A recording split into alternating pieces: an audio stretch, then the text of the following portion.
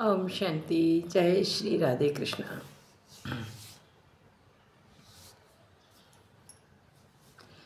देखिए, 100 काम छोड़ करके भोजन करना चाहिए। 1000 काम छोड़ करके स्नान करना चाहिए। लाख काम छोड़ करके दान करना चाहिए और करोड़ों काम छोड़ करके ईश्वर का ध्यान करना चाहिए। इसी से हमारा जीवन स्वस्थ और मस्त और मूल्यवान बनेगा, क्योंकि भोजन के बिन शरीर में ऊर्जा नहीं आएगी, स्नान के बिना फुर्ती नहीं आएगी, दान के बिना धन नहीं मिलेगा और ध्यान के बिना बुद्धि नहीं मिलेगी। इसलिए हमें ये सारे काम अपने जीवन में ज़रूर करने चाहिए। एक नियम बनाना चाहिए हर चीज़ का। जैसे कई लोग हैं ना, कभी भी झूठ नहीं बोलते हैं। झूठ नहीं बोलते हैं तो उनकी वाणी सिद्ध हो जाती है। ऐसा कोई व्यक्ति है ही नहीं जो कभी झूठ ना बोलता हो। कभी ना कभी तो बोलता ही है। बहुत कम मिलेंगे, करोड़ों में, अरबों खरबों में कोई एक व्यक्ति होगा जो कभी झूठ नहीं बोलता होगा और उसके मुख से जो भी वचन निकलेंगे वो सिद्ध हो जाएंगे। क्योंकि कहते नहीं है, गॉड इज ट्रुथ, भगवान सत्य है और सत्य बोलने वाले की वाणी में ईश्वर की वाणी होती है। इसलिए किसी सच्चे और अच्छे इंसान को कभी मत सताइएगा। पता नहीं उसके मुख से कौन से शब्द निकलें और आपका जीवन बर्बाद भी कर सकते हैं और आबाद भी कर सकते हैं। ये आपके शब्दों के ऊपर निर्धारित है, आप कैसे शब्द निकालते हैं। देखिए, यदि आपसे कोई नफरत करता है तो चिंता का विषय नहीं है, कोई बात नहीं। यदि कोई गलत व्यक्ति आपको गलत कहता है, कोई बात नहीं। यदि कोई बुरा व्यक्ति आपको बुरा बताता है, कोई बात नहीं, टेंशन लेने की ज़रूरत ही नहीं है, क्योंकि उसका जैसा नेचर है वो वैसे ही तो बोलेगा। यदि कोई सच्चा इंसान, अच्छा इंसान आपको गलत करने के प्रति समझा रहा है तो चिंता का विषय है। फिर हमें चिंतन करना चाहिए। जो व्यक्ति कभी गलत नहीं करता, गलत नहीं सुनता, गलत नहीं बोलता, उसके बातों पर हमें मनन और चिंतन करना चाहिए।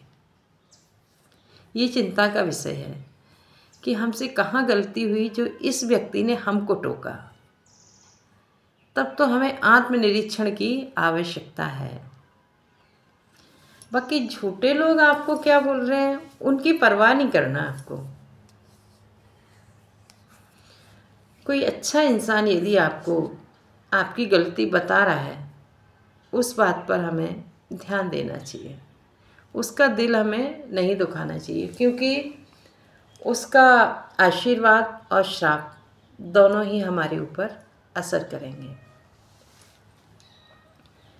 अच्छे व्यक्ति का दिया हुआ श्राप भी हमें भोगना पड़ता है और आशीर्वाद भी फलीभूत होता है। इसलिए कभी भी अच्छे और सच्चे लोगों का दिल मत दुखाइएगा। और गलत लोग आपको गलत तो बोलेंगे ही, उनकी आप परवाह मत कीजिएगा। जैसे मान लीजिए कोई शराबी आदमी है, किसी को गालियाँ देता है तो हम लोग क्या बोलते हैं, छोड़ो यार, वो तो शराब पिए हुए हैं, हम लोग तो शुद्ध है ना, तो कोई गौर नहीं करता। इसी प्रकार जो मानसिक तौर पे बीमार होता है ना व्यक्ति, वो ही दूसरे की बुराई करता है। क्योंकि बीमारी भी दो तरह की होती है, एक होती है शारीरिक बीमारी, दूसरी होती है मानसिक बीमारी। देखो, शारीरिक बीमारी तो हम दवाइयों से ठीक कर लेते हैं, लेकिन मानसिक बीमारी भगवान के स्मरण के बिना ठीक नहीं हो सकती।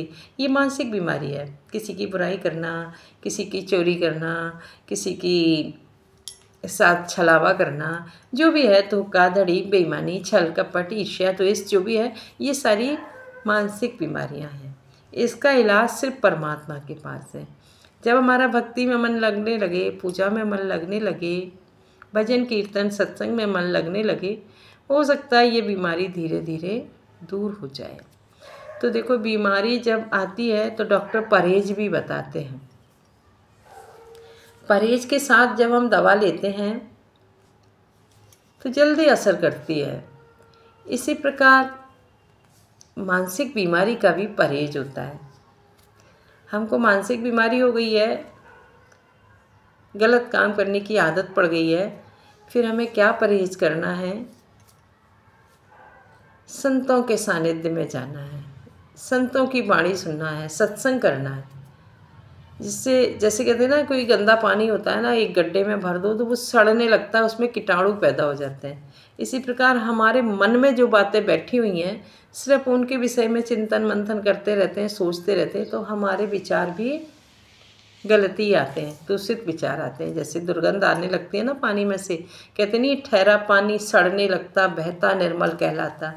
इसी प्रकार से हमारे दिमाग में जो बातें बैठी हुई हैं उनको हमें निकालना है। सत्संग में जाएंगे, रोज़ नई बातें सुनेंगे तो पुरानी बातें बाहर निकलेंगी। मतलब जो गलत आदतें पड़ गई हैं बीमारी वाली, वो बाहर निकलेंगी तो हम स्वस्थ होने लगेंगे। पानी जैसे निर्मल हो जाता है ना, बहने वाला, नदियाँ देखो देती रहती हैं तो उनका पानी मीठा रहता है। और समुद्र सबका लेता रहता है तो उसका पानी खारा रहता है। तो हमें क्या करना है? देना है, लेना भी है और देना भी है। गुरु से लेना है और सभी को देना है, मतलब बहते रहना चाहिए पानी। ऐसी हमारी वाणी बहनी चाहिए।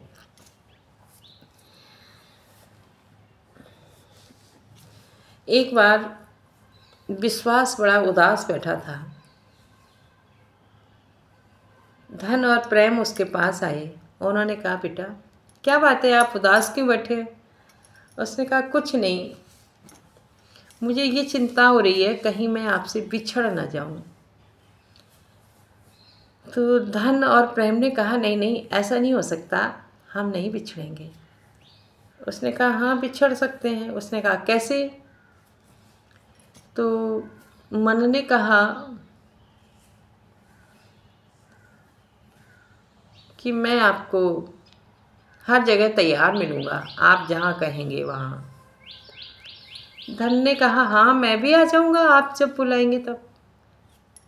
विश्वास ने कहा, मैं एक बार चला गया फिर नहीं आऊँगा, फिर मैं मिल ही नहीं सकता। तो कहते हैं ना, एक बार जब विश्वास उठ जाता है किसी पर से, फिर उस पर दोबारा भरोसा करना बहुत मुश्किल होता है, नहीं किया जा सकता। इसलिए अपना विश्वास मत खोइएगा। धन और प्रेम तो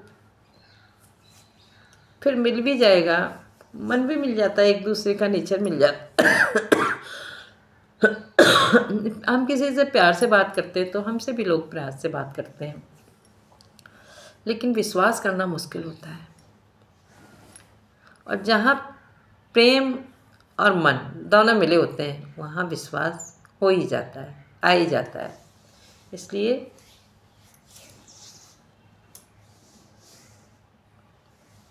विश्वास पर ज़्यादा ध्यान दीजिएगा। ऐसा ना हो कि धन के चक्कर में विश्वास को खो दिया जाए। धन तो मिल जाएगा, मन भी मिल जाएगा किसी न किसी से, लेकिन फिर विश्वास नहीं मिलेगा। विश्वास अपना बनाए रखिए। ऐसे बहुत कम लोग होते हैं जो विश्वास बना पाते हैं। विश्वास वही व्यक्ति बना सकता है जो अपनी भी अहमियत समझता है और दूसरे की भी समझता है। और जो स्वार्थी इंसान होता है ना, वो कभी भी अपना विश्वास कायम नहीं रख पाता। उसका स्वार्थ सिद्ध होते ही वह बदल जाता है। ऐसा मत कीजिएगा। विश्वास में ही भगवान है। विश्वास में बहुत शक्ति होती है। देखो, विश्वास के बल पर ही तो डॉक्टर ऑपरेशन करके जान बचा देता है। इंसान की। उसे भरोसा तो होता है कि मैं ऐसे ऐसे करूँगा तो ये ठीक हो जाएगा, वरना वही चाकू होता है किसी की जान भी ले लेता है ना। डाकू वगैरह चोर चक्के होते हैं, चाकू मार के छीन लेते हैं, लेकिन वही डॉक्टर चाकू से चीड़ फाड़ करके जान बचा देता है, क्योंकि उसको भगवान पर विश्वास होता है और अपने आप पर भी विश्वास होता है। इसलिए अपने आप पर भरोसा रखें और अपने बाप पर भरोसा रखें। मेरा बाप कौन है? परमात्मा, आत्मा का पिता परमात्मा। ओम शांति। अपने विश्वास को कायम रखने का प्रयास कीजिए, किसी के साथ भी कभी धोखा मत कीजिए।